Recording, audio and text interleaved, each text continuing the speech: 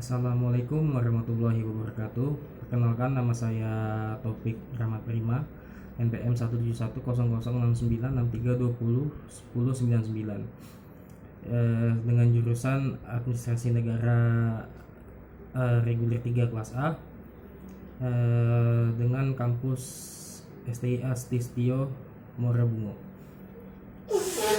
Tujuan saya membuat video ini ialah untuk memenuhi tugas UTS dengan mata kuliah Evaluasi Kebijakan Publik dengan dosen pengampu Pak Asra Imaros SSMSI, yang dimana di sini saya akan menjelaskan tentang karakteristik evaluasi kebijakan publik.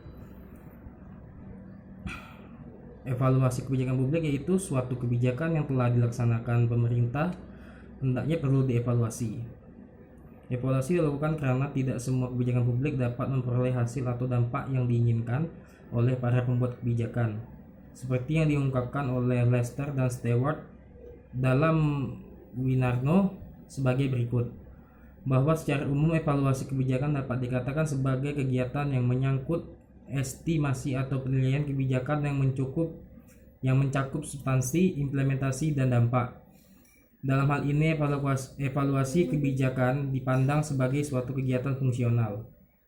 Artinya, evaluasi kebijakan tidak hanya dilakukan pada tahap akhir saja, melainkan dilakukan dalam seluruh proses kebijakan.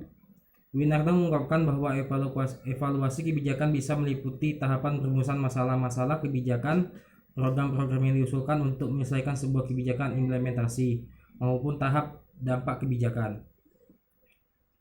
Dunn mengemukakan bahwa istilah evaluasi dapat disamakan dengan penaksiran atau appraisal, pemberian angka rating, dan penilaian asesmen. Kata-kata yang menyatakan usaha untuk menganalisis hasil kebijakan dalam arti satuan nilainya lebih lanjut.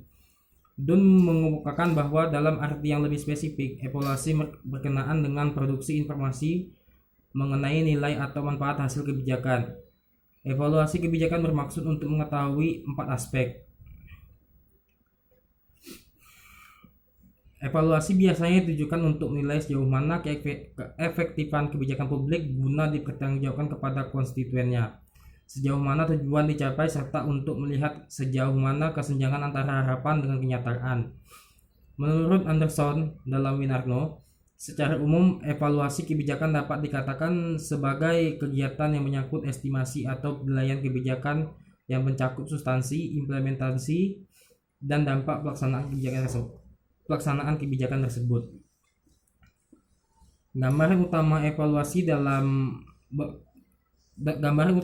evaluasi adalah bahwa evaluasi menghasilkan tuntutan-tuntutan yang bersifat evaluatif. Di sini pertanyaan utamanya bukan mengenai fakta apakah sesuatu ada atau aksi apakah yang harus dilakukan, tetapi nilai berapa nilainya. Karena itulah evaluasi mempunyai sejumlah karakteristik yang membedakannya dari metode-metode analisis kebijakan lainnya, seperti fokus nilai, interdependensi, fakta dan nilai, orientasi masa kini, dan masa lampau, serta dualitas nilai. Yang pertama yaitu fokus nilai.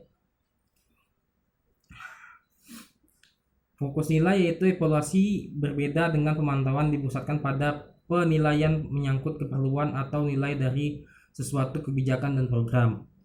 Evaluasi terutama merupakan usaha untuk menentukan manfaat atau kegunaan sosial kebijakan atau program, dan bukan sekedar usaha untuk mengumpulkan informasi mengenai hasil aksi kebijakan yang terantisipasi. Karena ketepatan tujuan dan sasaran kebijakan dapat selalu dipertanyakan, evaluasi mencakup prosedur untuk mengevaluasi tujuan-tujuan dan sasaran itu sendiri. Yang kedua yaitu interdependensi fakta nilai. Tuntutan evaluasi tergantung baik fakta maupun nilai. Untuk menyatakan bahwa kinerja kebijakan atau program tertentu telah mencapai tingkat kinerja yang tertinggi atau terendah, diperlukan tidak hanya bahwa hasil-hasil kebijakan berharga bagi sejumlah individu, kelompok, atau seluruh masyarakat. Untuk menyatakan demikian, harus didukung oleh bukti bahwa hasil-hasil kebijakan secara aktual merupakan konsekuensi dari aksi-aksi yang dilakukan untuk memecahkan masalah tertentu. Oleh karena itu, pemantauan merupakan prasyarat bagi evaluasi. Yang ketiga yaitu orientasi masa kini dan masa lampau.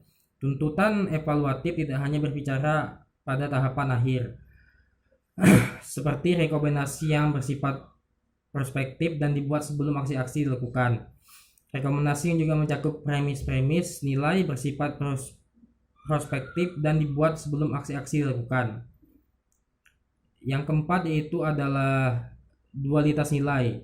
Nilai-nilai yang mendasari tuntutan evaluasi mempunyai kualitas ganda karena mereka dipandang sebagai tujuan dan sekaligus cara evaluasi sama dengan rekomendasi sejauh berkenaan dengan nilai yang ada.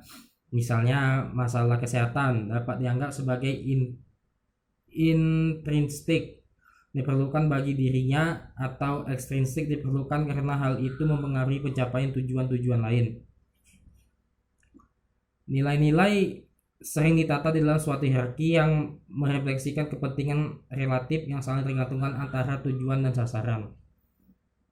Demikianlah hasil penyampaian saya tentang karakteristik evaluasi kebijakan publik. Apabila ada kekurangan dan kesalahpahaman mohon dimaklumin. Wassalamualaikum warahmatullahi wabarakatuh.